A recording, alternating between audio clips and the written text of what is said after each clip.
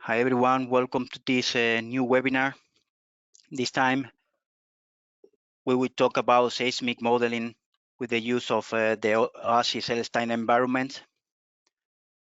For those that are not familiar with LS-DYNA, LS-DYNA is a three-dimensional nonlinear finite element analysis code capable of computationally intensive time and frequency domain multiphysics simulations.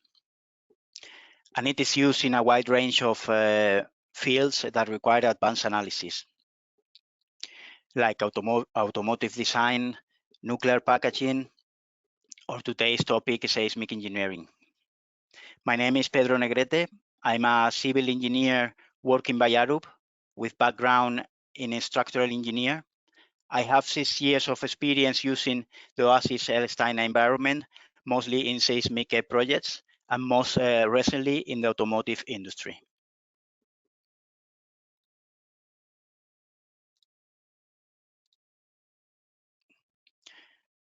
Okay, before diving into this webinar, I would like to remind you to please keep your microphones mute during the session. This session will be recorded and will be submitted to you by email at the end of the session. And at the end of the session, as well, we will leave a bit of time for you to ask some comments or questions that you may have. Well, today in this webinar, we could have a mix of people in the audience.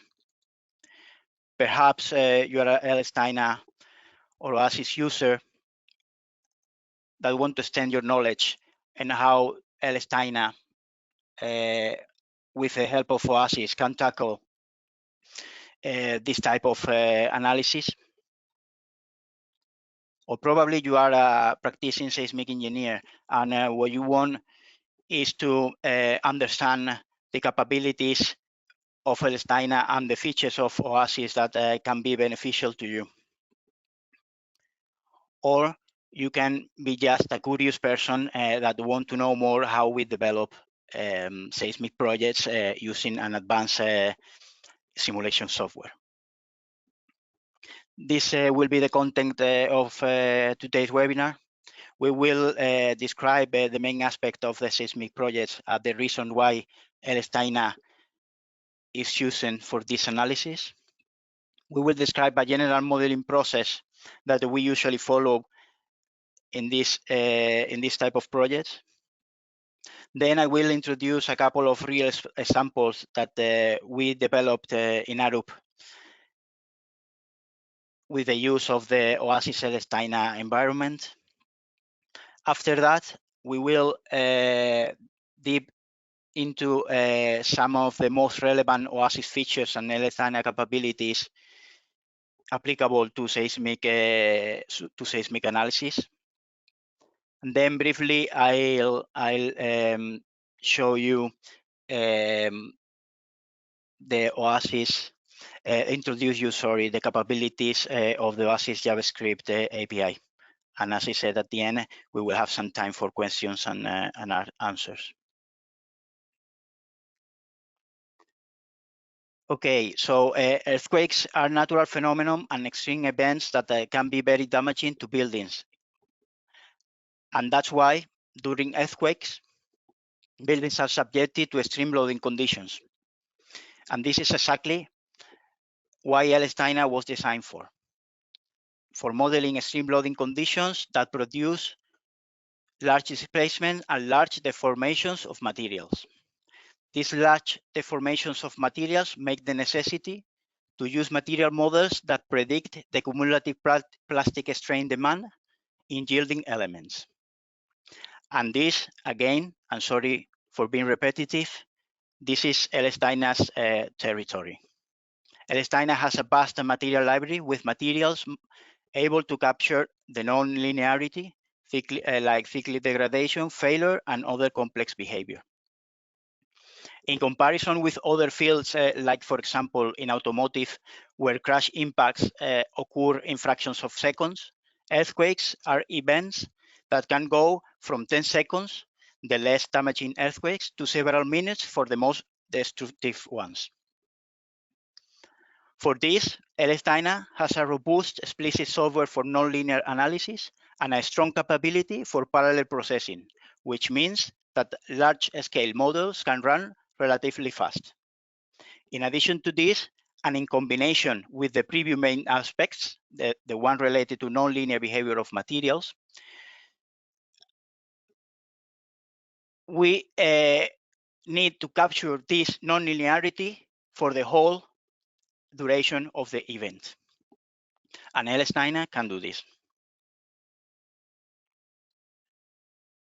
Another aspect to highlight is the variability and uncertainty of the event that will occur and in which magnitude. We deal this with LS-DYNA performing seismic analysis across multiple ground motions that can be analyzed and post-processed at the same time. The parameterization capability in LS-DYNA can be used as well to deal with this variability. Then, if we want to accurately estimate the true seismic demands in the building, extensive nonlinear soil structure interaction analysis should be performed. This analysis can take into account the neighboring structures and soil conditions to reduce the design demand on the building from standard approaches. LS-DYNA can deal with complex soil structures interfaces through definition of contacts between soil and structure. It has also materials able to capture the hysteretic behavior of the soil, and the soil failure and liquefaction can be modeled. Well, with all these ingredients on the plate, we can say or ensure that LS-DYNA is able to perform efficiently any type of seismic work. The most common can be new design of buildings in earthquake-prone areas, but also for seismic assessment, for the performance of existing buildings, for the performance of non-structural components, or for risk and forensic studies. Once we know the main aspects of the seismic projects, and in general, how DYNA can handle them, it will be good to describe the steps that are commonly followed to perform seismic analysis. Being honest with you, this process can be probably applicable to all projects that require advanced simulation analysis. But today that we are talking about seismic modeling, we are going to make it ours. First, we started with the CAD of geometry of our building that need to be meshed with a dedicated meshing software.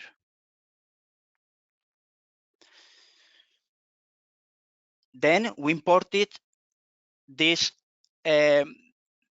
model, this mesh, into our preprocessor, and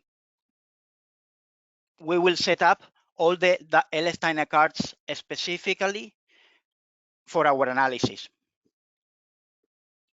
like materials, element sections, boundary conditions, input signals, database outputs, etc. Once the model setup is completed, we can submit our model for the analysis.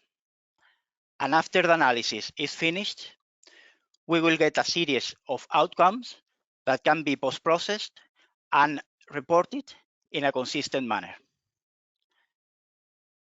To help you and accompany you in this journey, the Oasys Suite is the perfect traveling partner. Primer is the preprocessor that will help you to set up your model in an easy and structured way. THIS and THIS will assist you to post-process and plot your results. And Reporter with Shell will produce your report of results in an automatic way. In this webinar, we will be focused in the part of the process under this dash red rectangle. Now, let me to introduce you a couple of projects developed in Europe that follow the process we previously described.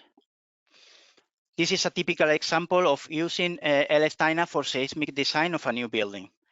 This new tall building is located in Bogota, and it was designed with a dual system to resisting the lateral loads, a concrete core plus steel mega braces. The steel mega braces are the ones responsible for the main lateral resistance of the building.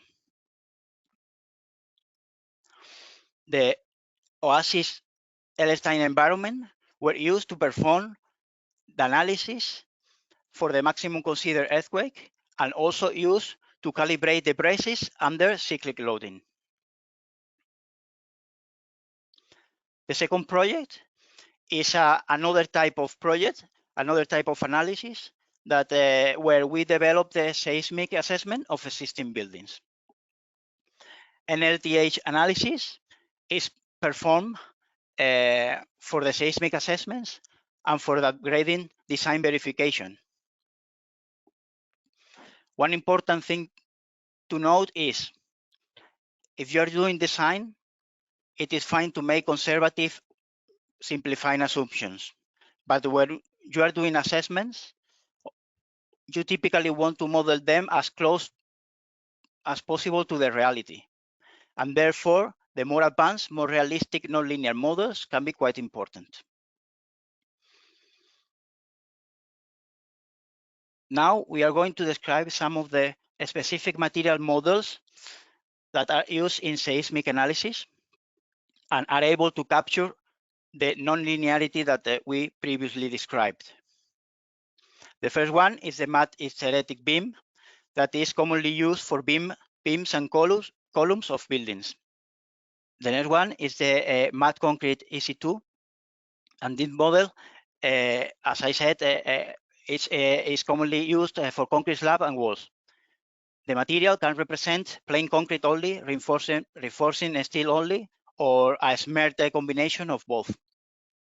The model includes concrete cracking in tension and crushing in compression, and as well reinforcement yield, hardening, and failure. The hysteretic response of the reinforcement can be also modeling well using the material matte hysteretic reinforcement.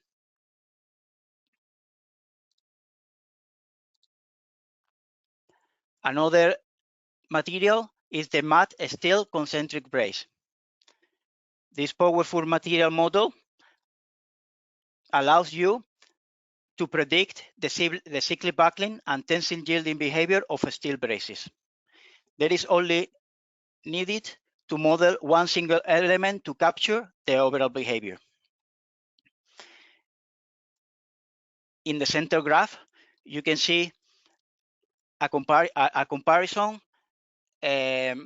between two different type of steel braces with different buckling coefficients. The slender one, you can see that is more likely to buckle, while the stocky one is more resistant to buckle. In the image at the right, you can see a detailed model that was used to calibrate the steel braces for the tall building in Bogota that I previously presented.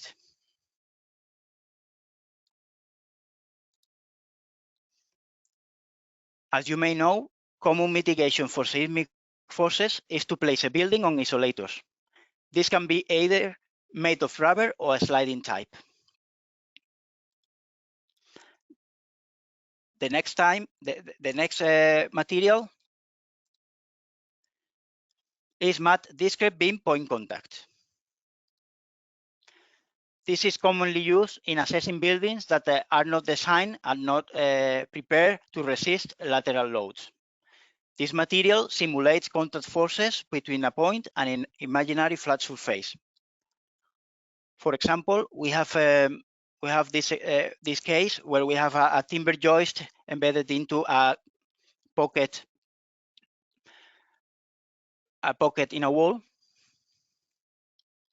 If defining this using this material model, if the timber in the timber joist displays in one of the directions highlighted on the slide, it will produce contact forces.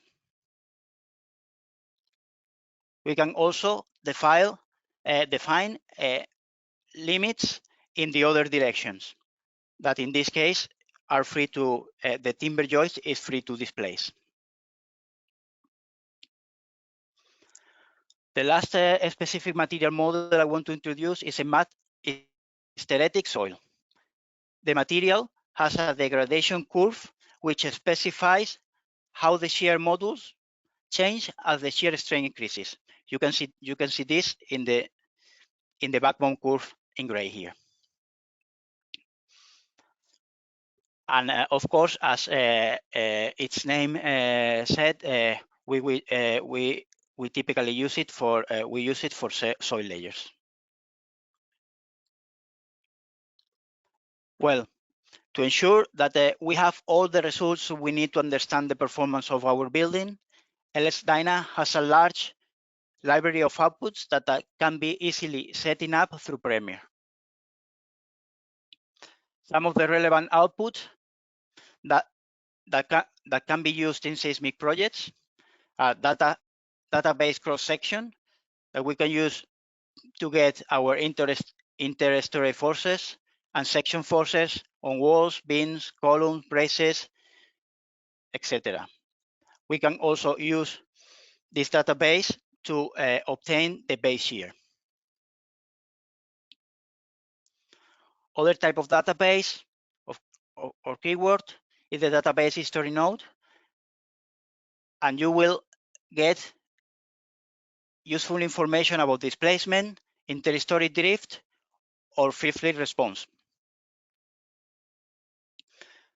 Another important one is the database history bin that we can use for force and moments, plastic data, and integration point results. The cross sections provide a very useful data at both component and global level. At component level, we can get, as we mentioned before, section forces on beams and columns.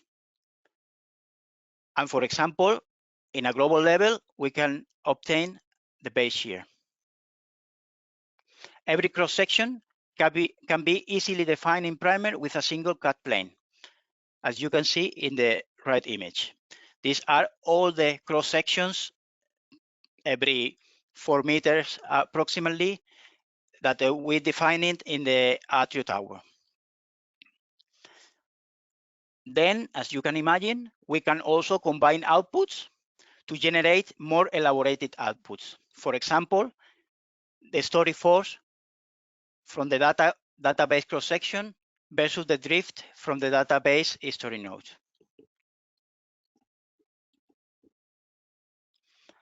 Parameter is a very powerful capability in LS-DYNA and is supported in Primer. This allows you to change multiple fields or deal with different include files in your model. We can enumerate some applications on seismic projects. As I said, dealing with variety of ground motions.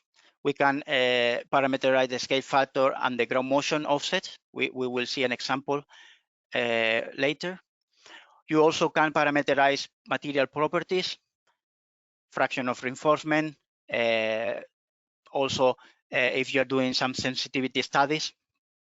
You can also parameterize static loads in the building, and in the process of design, if these loads change, these static loads change, you just need to change a value, and the load will be automatically updated in all the floors at the same time.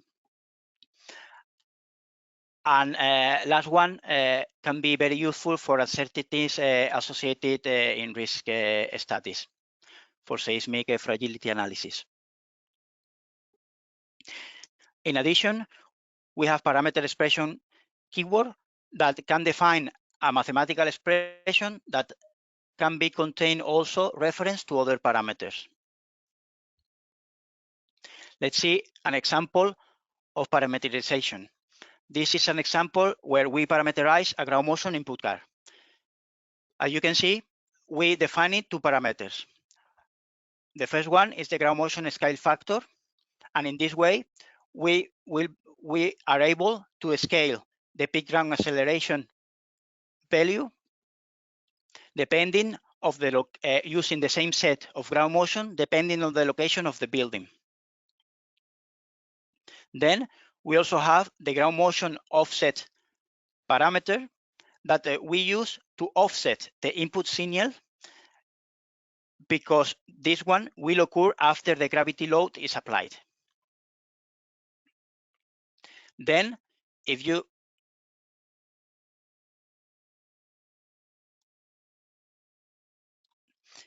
press this P button in your input card, Primer allows you to see the current value of your parameter.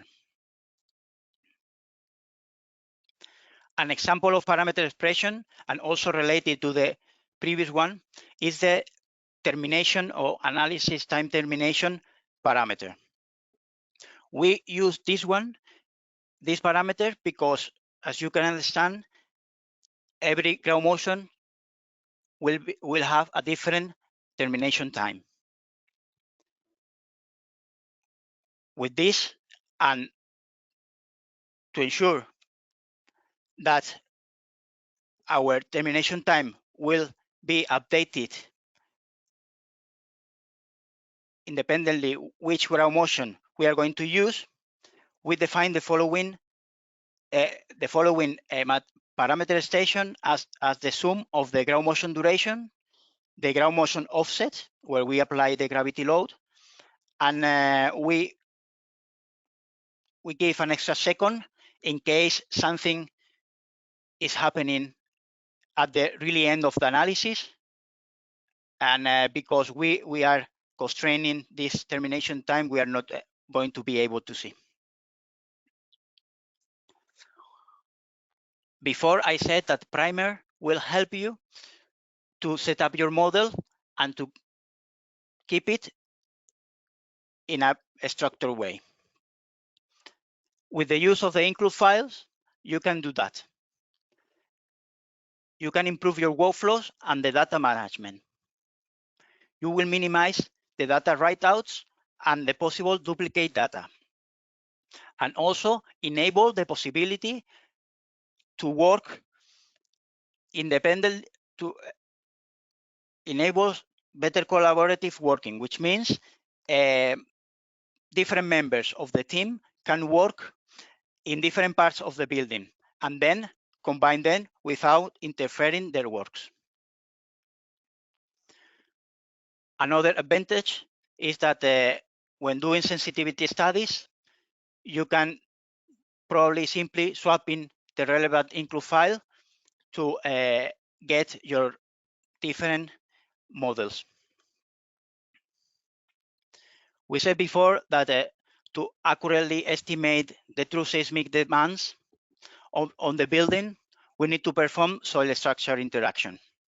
This is largely proved in several projects that we deliver using LS-DYNA in one of the most highest seismicity areas, like is Mexico City. You can see in the image an example of this, or one of example of these top buildings, which is the Reforma building in Mexico. You have multiple cards available in LS-DYNA, setting up from Parameter to set up your soil structure interaction model. Some of them are the material hysteretic soil that we saw previously, the specific material models, and then two important keywords to create this interface between your soil and your structure. These are the contact keyword and the constrained soil pile keyword. we saw before, soil failure and liquefaction can be modeled. And we have the possibility to deal with shallow or deep foundations. For shallow foundations, we will use the contact keyword, and for deep foundations, we will use the constrained soil pile keyword. Looking more in detail to the interaction between the building, the structure, and the soil when you have deep foundations, we have this constrained soil pile keyword. Can be used in other geotechnical applications like anchors in rock. There is no need to have your piles nodes directly meshed with your soil nodes. This means that your soil can be meshed with using a coarse mesh that will be very beneficial in your analysis termination time. The soil and pile interaction is modeled explicitly and automatically by nonlinear sprints.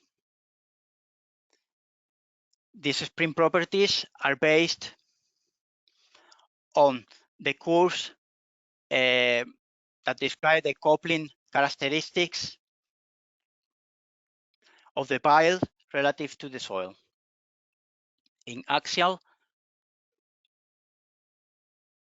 bending, and transversal direction, and also at the base of the pile. I really like the feature, this capability in LS-DYNA that is used to ensure a correct distribution of loads and stresses on the structure or in the soil according to the real build construction sequence. We have to think that our earthquake will occur once our building is already there. So gravity loads had to be in the model. But we cannot apply the gravity load to all the elements in the structure at the same time. There is sometimes that you need to be careful to do this to avoid any stresses that don't have to be there at that stage. I will put an example without a stage construction. Imagine that we have a concrete slab supported on concrete columns, and we have built on top of the slab a wall. If we apply the gravity load all at the same time, and if the slab experiences large deformations, stresses can be concentrated at the base of the wall. When we use a stage construction, we are able to model exactly the full structure, how it was built. We can define a first stage where we have the slab and the concrete columns, and they can leave them to deflect as expected under gravity loads. Once this stage is completed, we will add in a second construction stage that will start after the first one, the wall that will be deflect only by their own self-weight, without the risk to appear these cracks at the base of the wall. For further details of this topic, please refer to our dedicated webinar, Stage Construction Analysis in LS-DYNA. Damping is an important element in our seismic models. There are two sources of damping in nonlinear time history analysis: the intrinsic damping from real materials in the elastic range, and the hysteretic damping from plastic deformations. The hysteretic damping is explicitly considered through the definition of various of the nonlinear materials. But in LS-DYNA, if materials in the elastic range don't have any damping, intrinsic damping, when they go plastic, the energy will be absorbed in plasticity. So we need to add separate damping to model the intrinsic damping that LS-DYNA wouldn't otherwise modeled. The card that we use for that is the damping frequency range deform, and we can apply it either to the superstructure and the soil block. There are several advantages over the more commonly used Rayleigh damping. THIS, which is one of the processors within the Oasys Suite, has a menu of tools specifically for seismic analysis. You can see the menu at the right image. Some of the applications in seismic projects could be that you need to check your inputs to be matched with expected design spectrum. Or maybe you want to report the response spectra from the surface level or the secondary response spectra from other parts of the structure. You also have the FFT and IFFT tool that can swap between time domain and frequency domain. And the last one, we have the baseline correction that we can use for removing the artificial displacement from the input signal.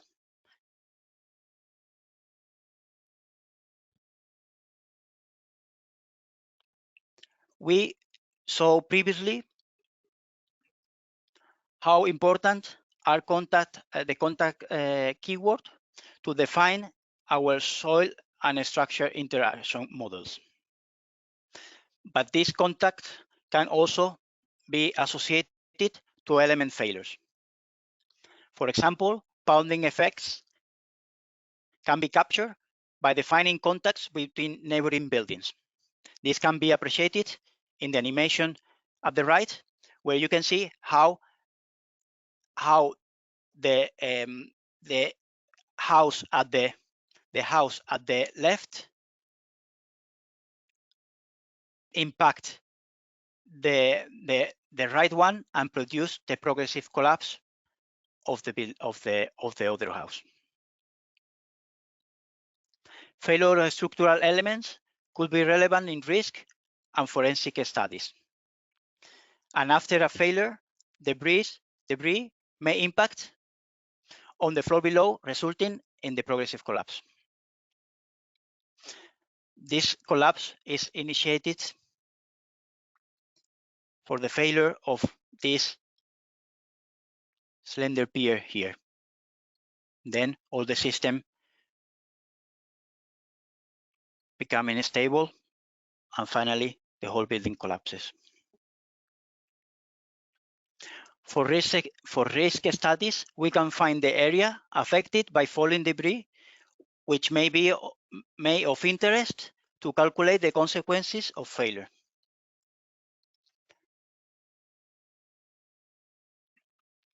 Handling multiple models. We said that usually or commonly in our seismic analysis, we run the same model across multiple ground motions. To be able to visualize the output of all these ground motions at the same time, TC-plot can handle multiple models in the same session. Actually, TC-plot can accept up to 32 models and 32 windows simultaneously. Some of the LS-DYNA material models used for seismic analysis can output data, enable assessment against FEMA performance-based levels. This is the graph, the image that you have at your top right. It is also possible to display two models in one window in dithplot, and by coloring them, one in red and the other one in blue, you can see the difference in how they behave. In this bottom image, we have two buildings with different, where their structure is the same except for the type of roof. And as you can see, the blue one is drifting more than the red one.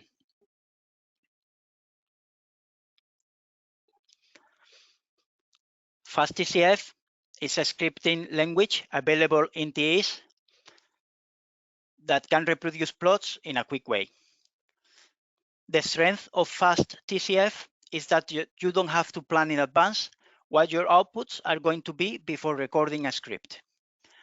You can work interactively in THIS, doing all the operations that you want, changing curve, the color, changing the layers, etc. And when you are satisfied with the result, you press the button and a FastTCF script will automatically be generated, and the same graph can reproduce automatically the next time. This is very useful, again, when you are dealing with multiple analysis, as you will be able to reproduce that plot only once, and then you can read that script into the rest of the analysis that you have.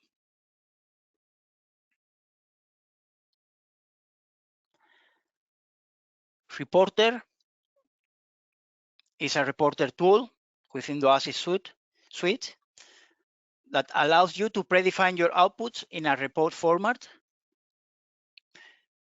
coming from your analysis, and will increase your efficiency, will save post-processing time, and will minimize possible human errors.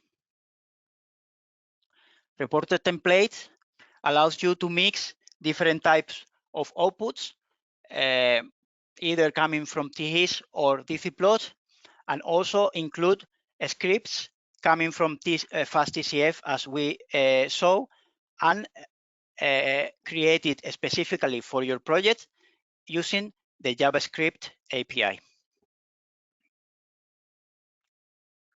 There is the possibility to run this reporter template in batch mode for all your ground motions, and then obtain your report in different output formats. Now, I want to speak about the power of the Oasys JavaScript API and how it opens a whole new level of customization. This API can help you to scripting details that are specific to your project, or to script checks that you want to run along the process of your project to verify that your model is correct as you expect. It's ideal for automating workflows of more complex seismic projects, creating strong communication channels between the different softwares within the Oasys Suite, between Primer, dithplot, THIS, and Reporter.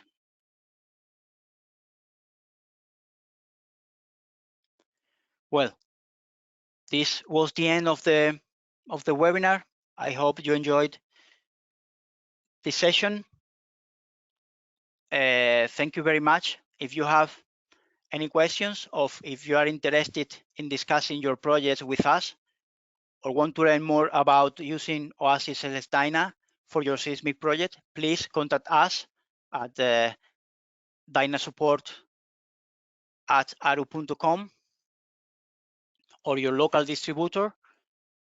And if you want, you can also email me to this email that is at the top of the screen.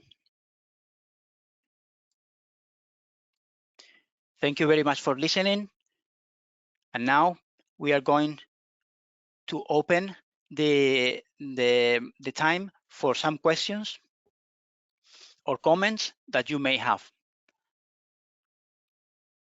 For this, Jamie Dennis, a colleague of mine from Arup, will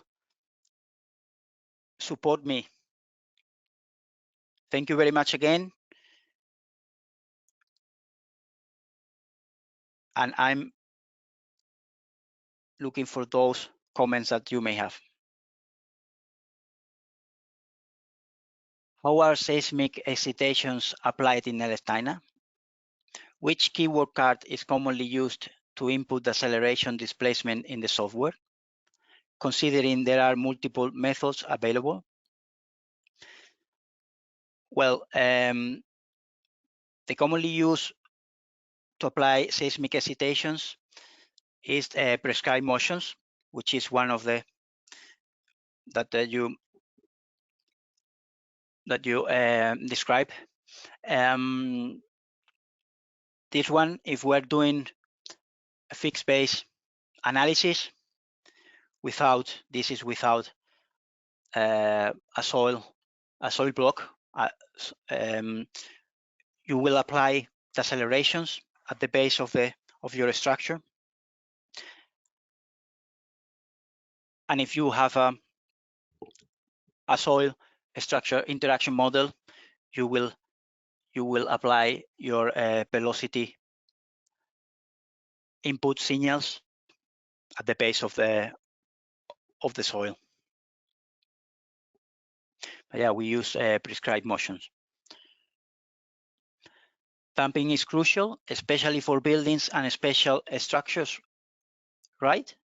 Given that the famous Rayleigh damping is unavailable for LS-DYNA explicit solver, it was mentioned to use the frequency-independent damping.